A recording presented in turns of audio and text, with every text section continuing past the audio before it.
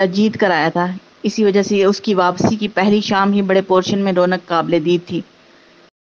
اس وقت یہاں اس کا پورا ننیال جمع تھا۔ آج مالک صاحب بھی صبح سویرے ہی شکارگاہ سے واپس آ گئے تھے۔ ڈنر کے بعد سب چائے کافی سے لطف اندوز ہوتے ہوئے وہ شاپنگ دیکھ رہے تھے جس کی انہوں نے قسام سے خود فرمائش کی تھی۔ بڑے ایک طرف بیٹھے تھے جو ایک دوسرے کے معاملات ڈسکس کرتے، اس کے بعد صرف سیاسی لوگوں کو ڈسکس کر رہے تھے، دوسری طرف ینگ پارٹی ان تحائف پر تعریف اور تنقید کر رہی تھی جو قسام نے ان کے لیے اپنی جیب سے خریدے تھے۔ وہ سمن کے فرمائشی تحائف کے علاوہ بھی اس کے لیے بہت کچھ لایا تھا۔ سمن نے اپنی چیزیں سمیٹتے ہوئے اچانک پوچھا، تم ورثہ کے لیے کیا لائے ہو؟ کہ سمن اسے ہر بات میں کیوں یاد رکھتی ہے؟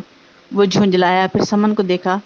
اس کے ہاتھ میں چائے کا مگ تھا، پھر اس پیپر وائٹ مگ میں سے ایک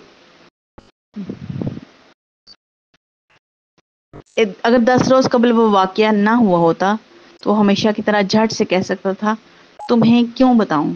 مگر پہلی بار ایسا تھا کہ وہ اس کے ذکر پر محتاط سا تھا۔ وہ اس طرح کی چیزیں نہیں ہیں تو پھر وہ کیا ہے؟ اس نے جیسے ضد کی۔ وہ خاموش رہا، جیسے وہاں سب انہی کو دیکھ رہے تھے۔